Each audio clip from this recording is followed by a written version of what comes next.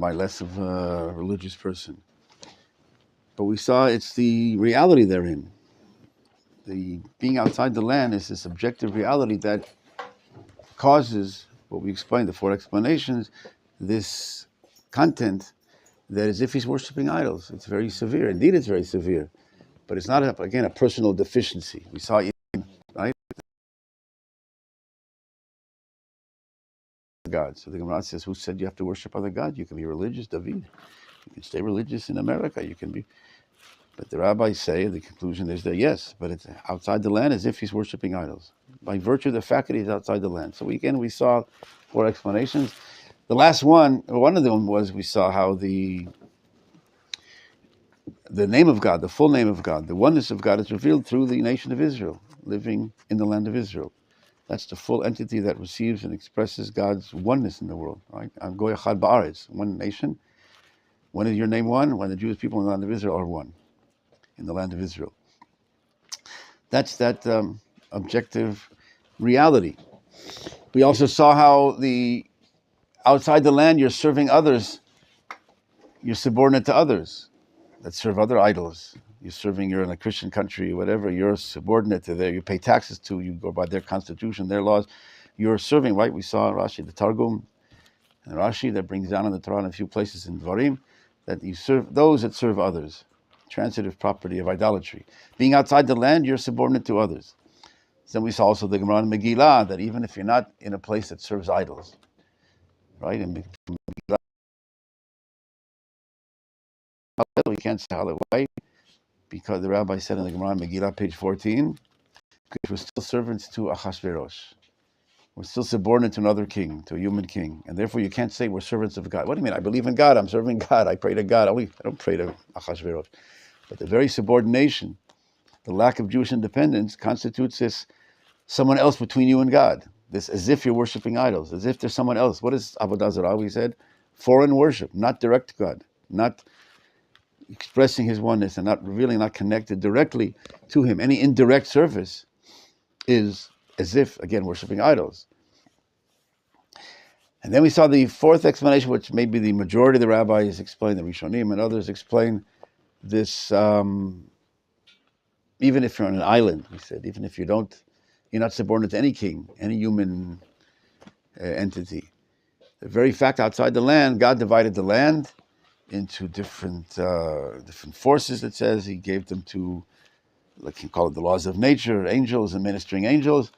And you are now serving or subordinate to or beneath the dominion of these other forces.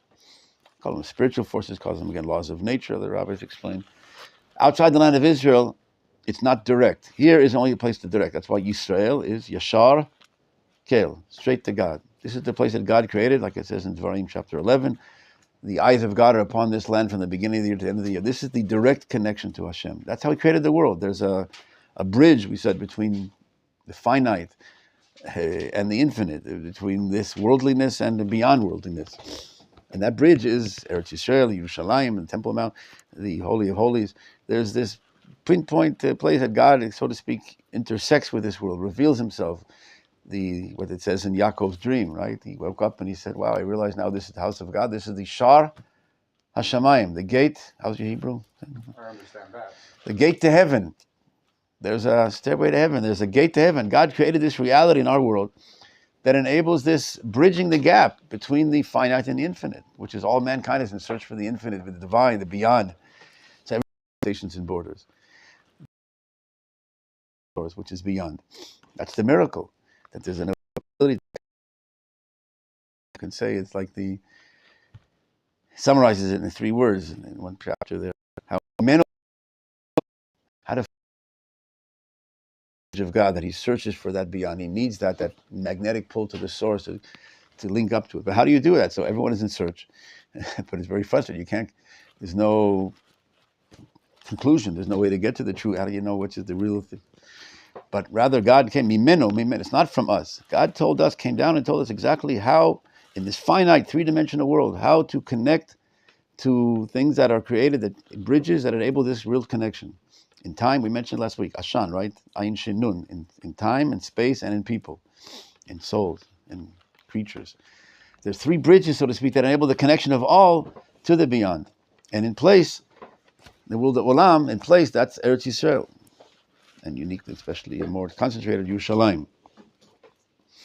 So therefore, outside the land, as we saw the rabbis explain in the Midrash and the Zohar and other places, how there's the God divided up the world. It says in Devarim chapter 32, divided up the world into different nations. Each nation gets its, so to speak, it's called ministering angel. These forces that have an influence on it. We mentioned its nature, right? There's what's called Vox Psychologia 150 years ago, and Steinthal and Lazarus, these two Jewish brother-in-laws that they made this this psychology of nations. The nations also have a psychology. Each person has his ego, whatever different aspects of his subconscious. Nations also have a national psychology. The rabbis call that, so to speak, what we said way before, these psychologists, the ministering angels. There's these forces that have an influence on the culture, the attributes, and the characteristics of the nations that are beneath that those angels, those ministering forces. Eretz Yisrael has no ministering angel. There's no mediators. There's nothing in between. It's only straight to God. This is the place, and this was, again, which enables all the world to connect. It's an amazing thing. What the rabbis say here, we said, is not some claim, the rabbis outside the land are not worth anything. This is written in the Talmud Bavli, among other places, but we saw the source from the Ketuvot 110b, that all those that live outside the land as if they worship idols. We saw from David HaMelech, we saw also Moshe Rabbeinu. Remember the source? Maybe that wasn't recorded last week. But about Moshe Rabbeinu couldn't say Elokeinu, our God. Moshe Rabbeinu brings down the Torah to the world. They use Ish Elokim, the man of God. And he can't say Elokeinu. You saw the source.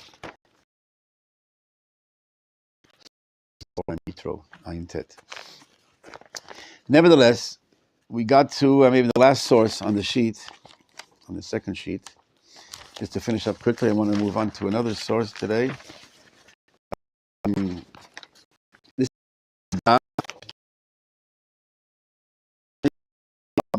previously, Rav Chaim Yosef David Azulai,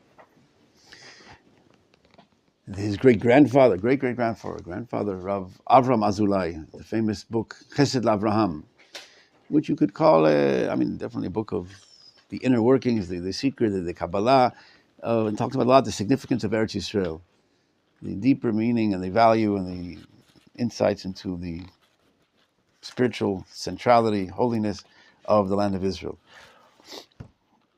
We brought him down when we brought the source, how the Shekhinah will not be complete.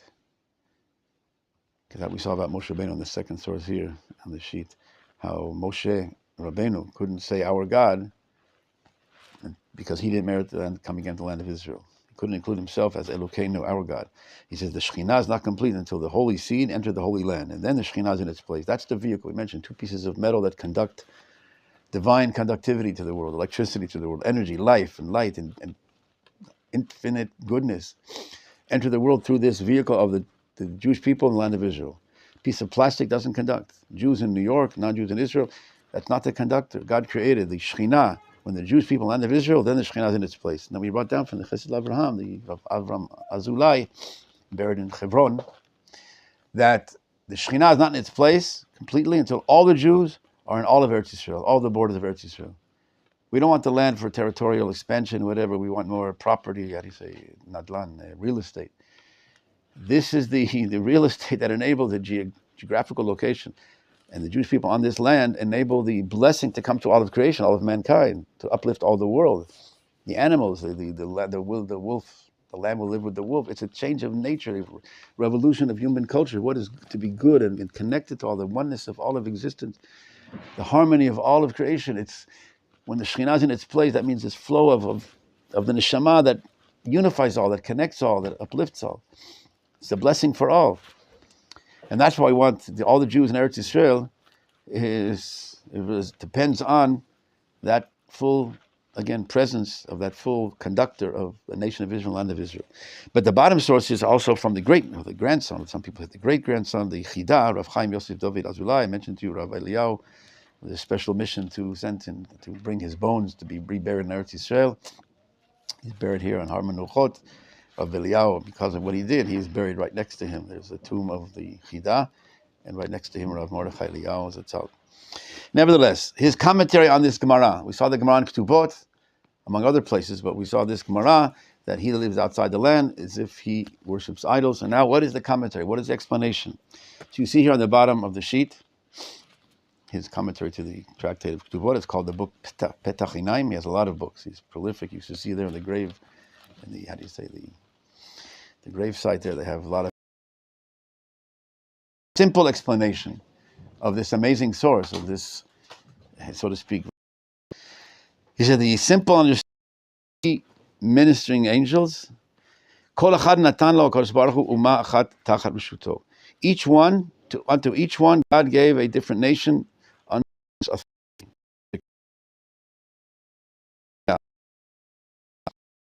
Therefore, each ministering angel has its dominion, has its place, has its nation under its auspices. And therefore,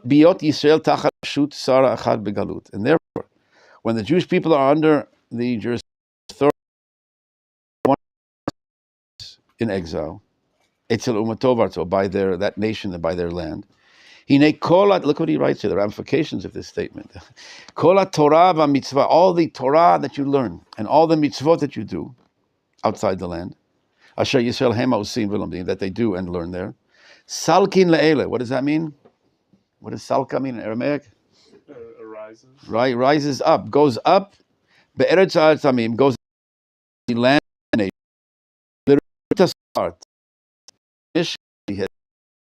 and strengthens him. Like you're giving all that Torah and all those mitzvot, all those prayers, go up through that minister that's in charge of that nation. And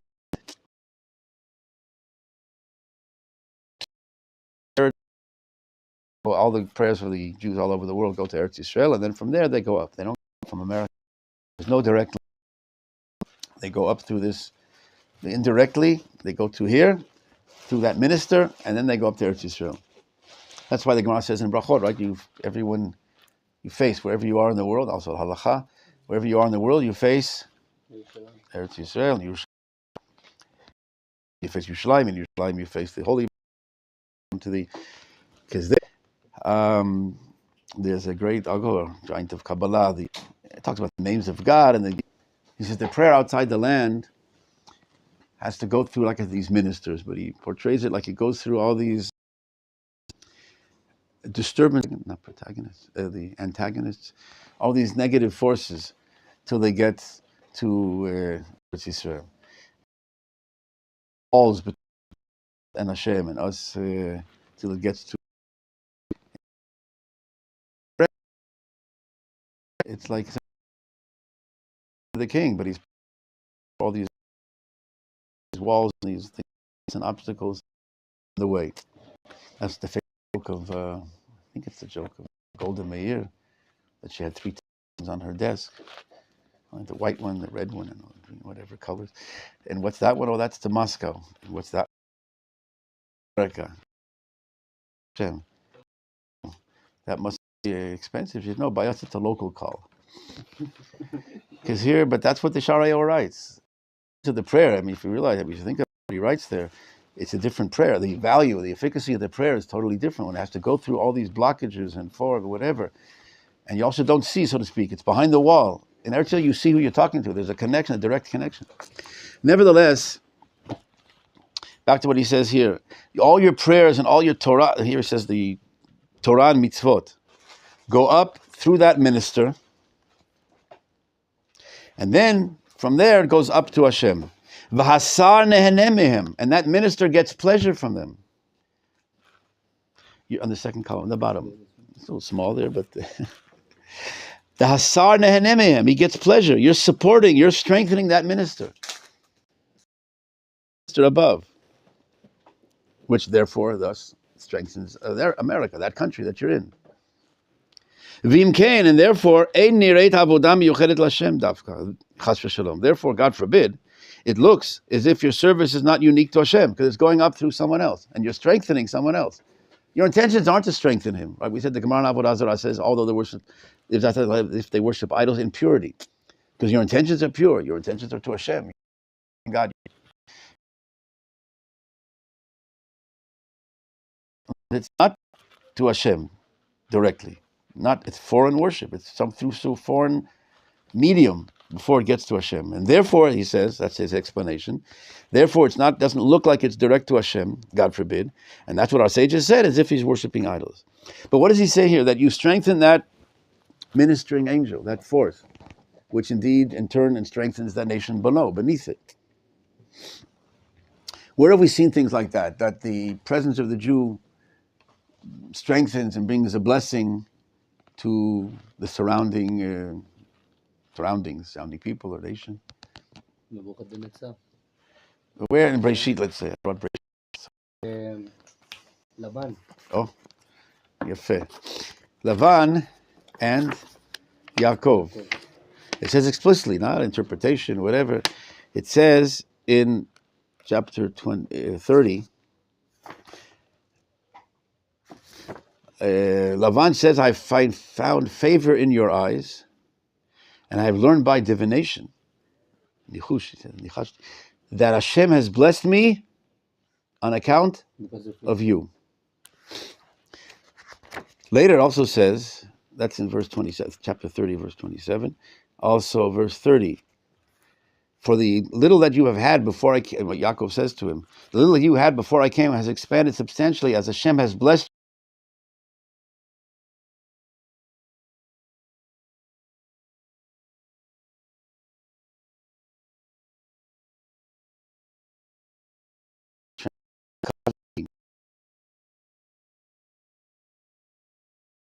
The Gemara plays on this, that a blessing comes with a scholar, a Talmid Chacham, the blessing excuse me, comes with him.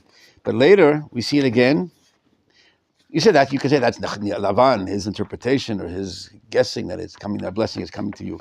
But later, in chapter 39, in Breshit, with Yosef, and that was Yaakov and Lavan, right? Yosef and Potiphar.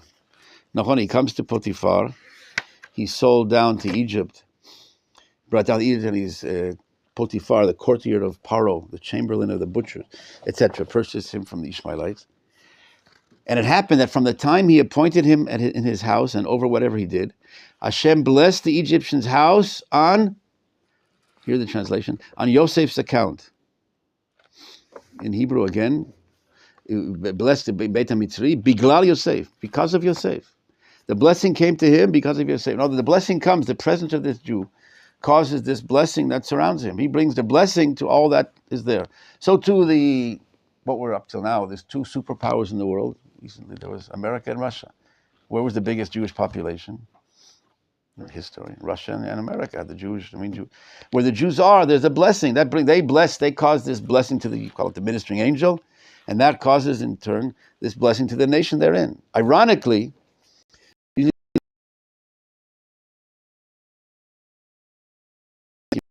not Lavan did or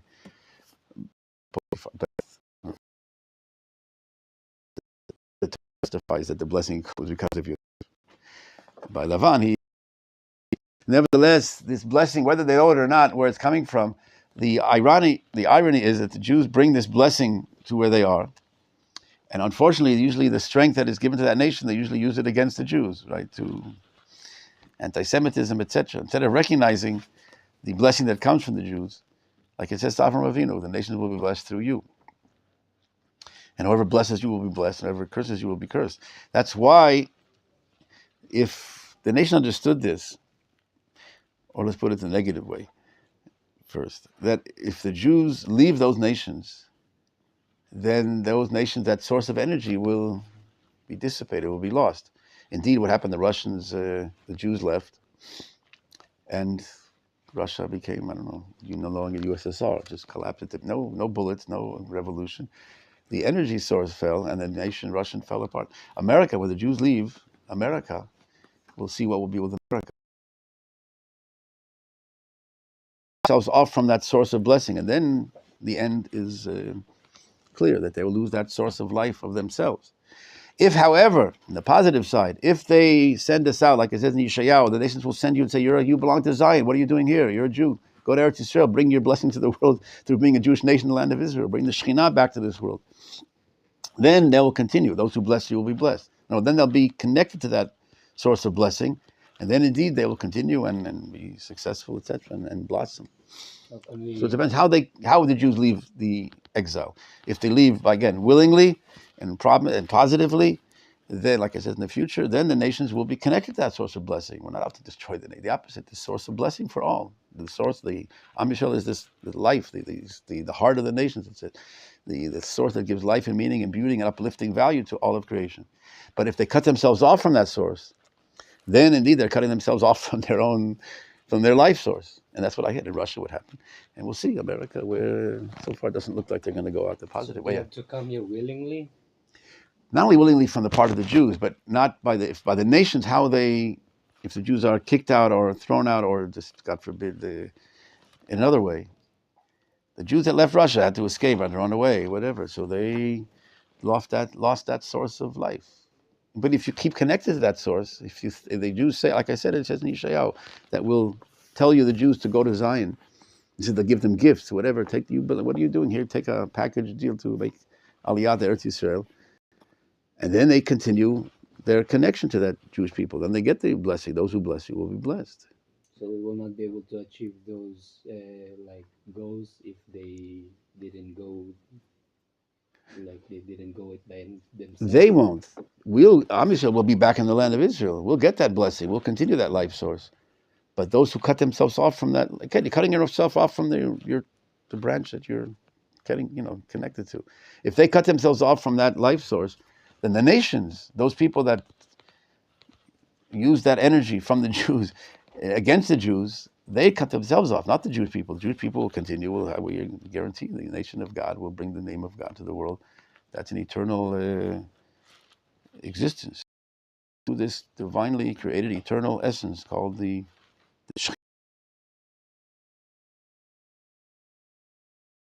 strengthen those forces outside of that, for good or for better, for worse. But that's why the service doesn't look direct.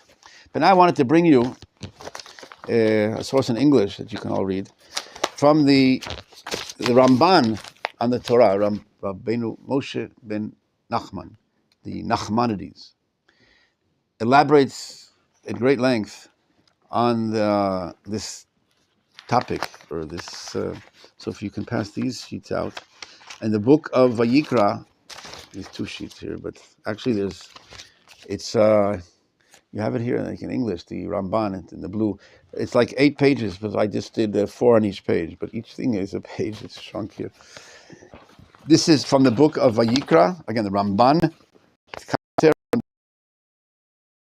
As possible. I also have a copy. So,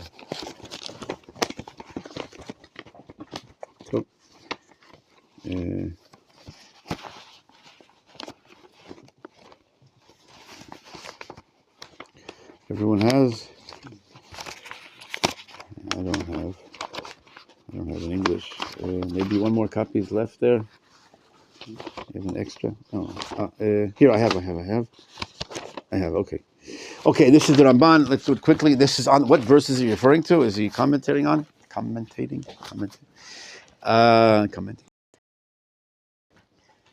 The question is which sins, whatever the land cannot stand such improper a behavior, like a sensitive stomach. Take certain foods that vomits out. It's so sensitive. It's so pure. It's so anything threatening, so to speak, negative, cannot be stayed here. So it says here, and we'll read a lot to see a lot.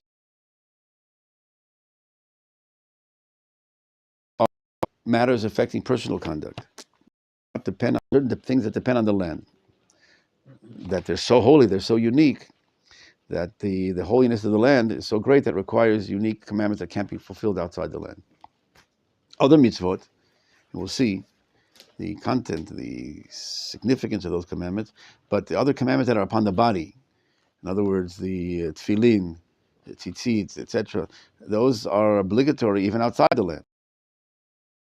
Be affected by these personal immoral acts. Why specifically these are commandments that are they're not unique to the land. If it's something you did against Trumot Masrot, you didn't connection to, again, elaborates on the unique centrality of Eretz Yisrael in this passage here. But the secret of the matter here, the Ramban is one of the giants of Kabbalah. As you know, he's not just also in Halacha, and the sponsor, the novel on the Gemarot and on the Torah, but the Kabbalah. The secret of the matter, he reveals a little bit, as he says at the end, a little bit of the matter I'm revealing to you, is in the verse which states, when the Most High gave to the nations their inheritance, when he separated the children of men, he set the borders of the people, for the portion of eternal is his people. Like I said, that's the verse in Varim 32, that God divided the land. When he created the world, he divided the lands and the peoples, and each thing has its own, like the body. There's different limbs, there's different functions, there's different aspects and characteristics and traits. They're all good, they're all needed. To have the body healthy, you need all the different limbs. But the portion of God is his people, right? Chelek Hashem Amo, the divine portion, the central portion, that which connects all and uplifts all, like the conductor of that orchestra. The rabbis liken it to the heart or the brain of the body. The rabbis explain it as like the neshama. It's the soul. It's the transcending essence that gives meaning and uplift. It's above the organs that's revealed in the body to uplift and connect them all. But nevertheless, it says in the Torah, this is the portion of God. The Jewish people are the portion of God. Again, for the blessing of all, for the good of all, not to be, God forbid, to destroy all, and just us is we're important. Deutschland über alles. It's not like we're out to get everyone else. We're the chosen people to destroy. The chosen people to be those that bring this life and connectivity to godliness, of holiness, of goodness, of kindness, of charity, of love, and unity and harmony to all. But nevertheless, those are the verses from the Torah. So you said God divided the world into these different nations and lands, and there's one central organ of the Jewish people. The meaning thereof is as follows: that the glorious name, right, Yud Kei Vav Kei, the special name of God, the source of all, so to speak,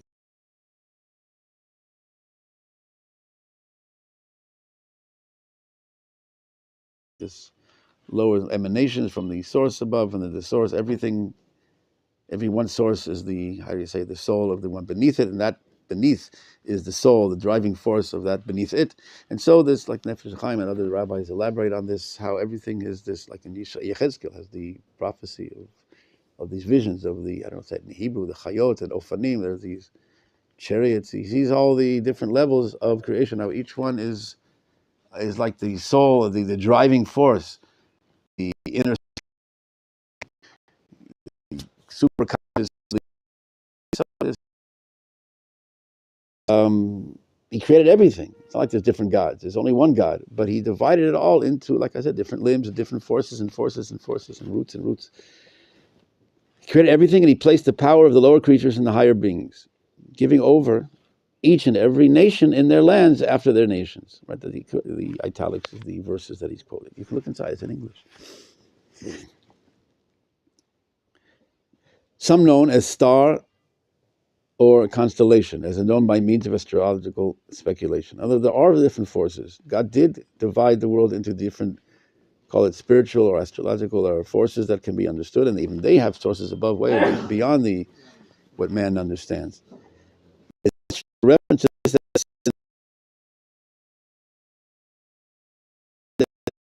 this here. For he allotted to all the nations, and higher above them are the angels of the supreme place as lords over them, like sources and sources, again above, which determine not there's free will, but there's a whole system of how it works, of these forces above. Like it's written, and he brings down the sources from Daniel and others, that the princes, the Sarim of the kingdom of Persia were next to him. And it is written to the prince of the Tsar, the minister of Greece shall come. They are all called kings and ministers, as is written there. And I was left over there besides the kings of Persia. Who are these kings? These are what we said before, these ministering angels, these forces, these spiritual forces above each nation. Like I said before, you can call it the psychology of nations, the psychological force, the a priori, so to speak, this before the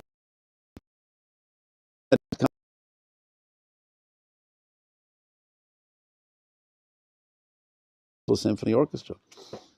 And he says now the glorious name, Yud Kei Vav Kei, the God of gods, he's the Lord of lords. He's above all. It's not like he's subordinate to them. There's no independent forces that run the world. He's the source of all of those sources. and all those forces. But he put them over dominion, certain dominion. Now the glorious name, Yud Kei Vav Kei, is God of the gods and the Lord of all those lords, over the whole world. So what's the difference in Eretz Yisrael? God is not limited to which is the middle of the inhabited earth. Again, the middle here, as we'll see later, is not just the middle geographically.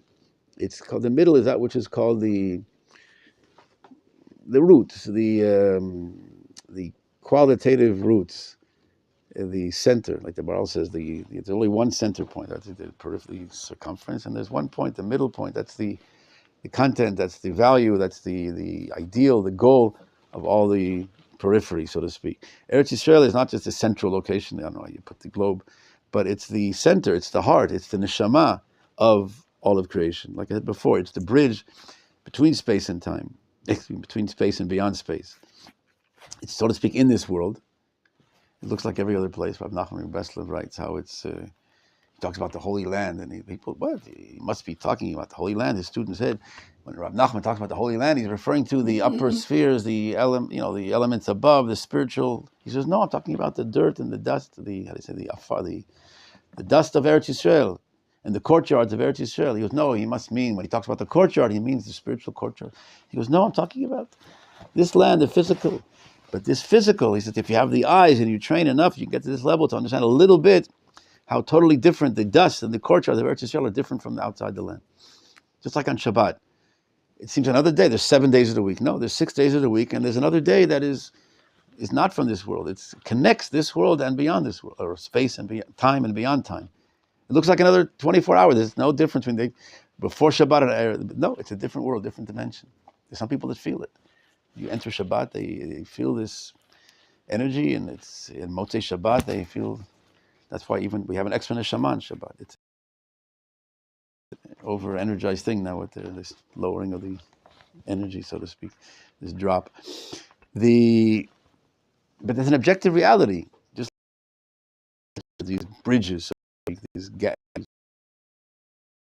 Point of view, not within Eretz Yisrael or without, but the land of Israel, which is the middle of the inheritance. This is the place that has the neshama, is the inheritance of the eternal, like we saw David. Designated to know his name.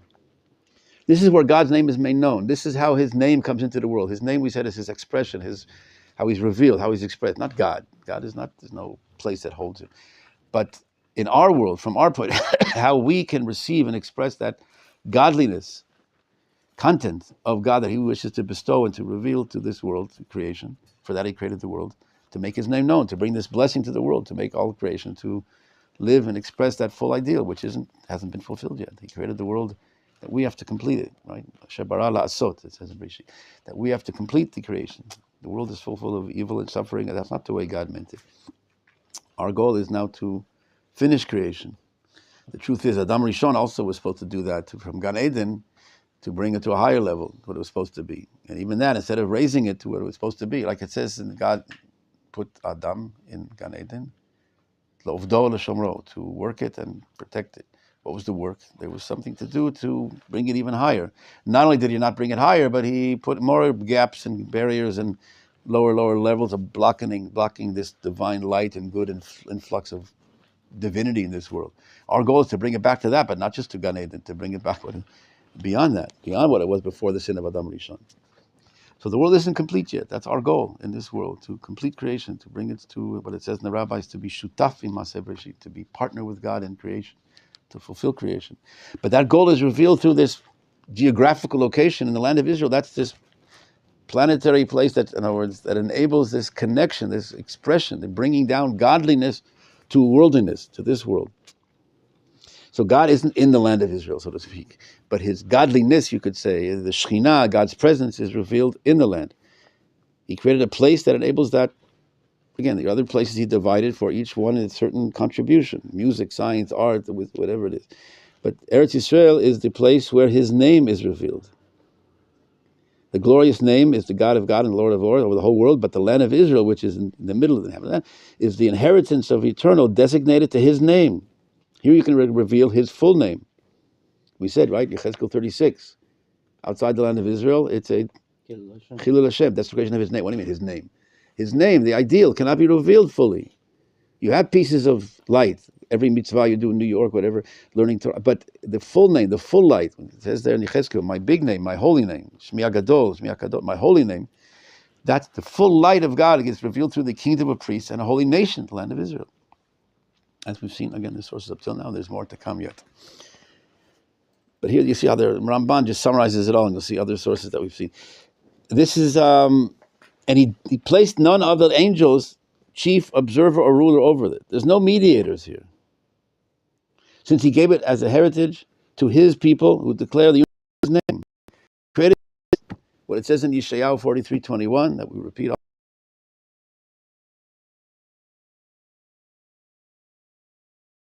the world. Blessing of all. It's not just for us.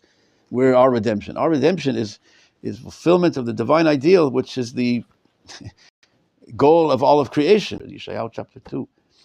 A different world. Instead of using your brains to hurt other people, to make weapons of mass destruction, it's insane that people use their intellect, use these brains that we were given to hurt others, to compete with others, to put even capitalism, whatever. Your success is his demise. But to help others, to give to the unity of all, the harmony of all. But that's when the conductor is working, then all the instruments work together in harmony. And then it's a beautiful music. When the Jews are in exile, there's no conductor. The Jews outside the land, there's a Shema, there's unifying force, has no receptacle. So the world is now fractured into pieces. What the Yechezkel 37, the dry bones, like they're bones scattered all over the world. The bones can't express that full vitality of a healthy, holy, giant spirit of a kingdom of priests and a holy nation that brings good and blessing to all. That's the difference what's held up in exile. Not that it's worse, it's hard for us. It could be a luxurious exile in New York, in Bathurst, whatever. But what you saw, the small Jerusalem, God, it's not the same in Yerushalayim. It's when the Eretz Yisrael is where the name of God, the oneness, His holiness, all of creation is uplifted. All the animal kingdom, everything is uplifted. Everything is blessed. Everything is connected to this force above. We have to stop from Mincha. We'll continue.